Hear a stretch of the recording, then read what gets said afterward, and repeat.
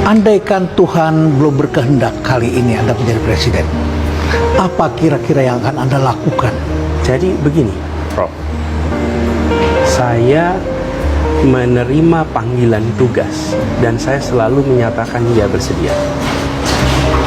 Jadi ketika saya di kampung diminta untuk jadi pembina Karang Taruna, saya udah 10 tahun nih dari 2013 pembina Karang Taruna di kampung saya kerjakan. Sampai hari ini? Sampai hari ini. Ini mau 17-an saya yang tanda tangan itu untuk persiapan. Di Jogja berarti ya? Enggak, di sini. Oh, di sini. Oh, di sini, baik ya. Yang kedua, ketika saya dipanggil tugas Pak Jokowi, Pak Anies, ini kan proses bernegara. Iya. Untuk menjadi juru bicara, saya katakan siap. Dipanggil tugas untuk mengerjakan Kementerian Pendidikan, memimpin, ya saya kerjakan. Dan ketika saya belum itu semua, sebagaimana membuat Indonesia lebih baik, ya saya bikin kegiatan Indonesia Mengajar. Jadi bagi saya, Pak, orang kreatif selalu mempunyai cara untuk membuat mainannya sendiri. Ya, dan bukan tentang posisi. Kalau saya ditugaskan, saya kerjakan. Bila tidak, saya banyak kegiatan lain yang saya bisa kerjakan. Tapi ketertarikan Anda terutama di bidang apa? Sosial kemasyarakatan? Perubahan sosial, kemajuan masyarakat. Saya ini kan, Pak, kalau ditanya by training, I'm an economist by training. Anda sekolahnya S1 Fakultas Ekonomi ya? Yang mana S2 saya? S2 saya itu bidangnya moneter, Pak. Moneter, S2, dan tesis, bukan tesis, project paper ya waktu itu. Namanya tentang pasar currency, Pak.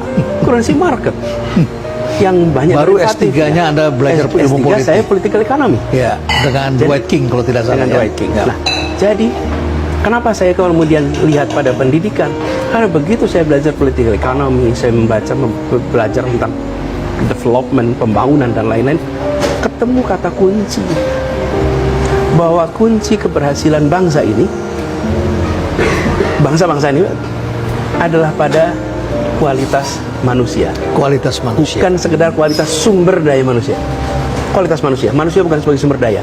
Manusia yang berkembang. Bukan dilihat sebagai resources, bukan dilihat sebagai angka. Tapi mereka sebagai, yaitu aset terbesar kita. Jadi saya lihat fenomena Asia Timur itu kan fenomena tentang kualitas manusia. Iya.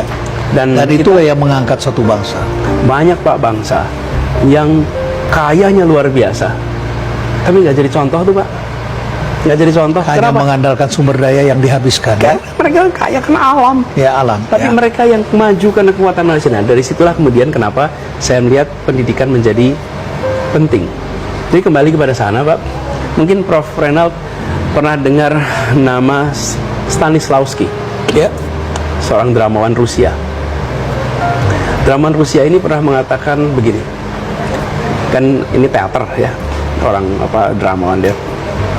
Bahwa yang penting bagi saya, kekuatan itu bukan pada peran, tapi pada aktornya, pada manusianya. Pada manusianya.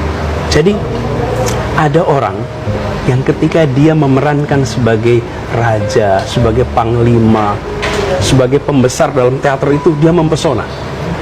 Oke?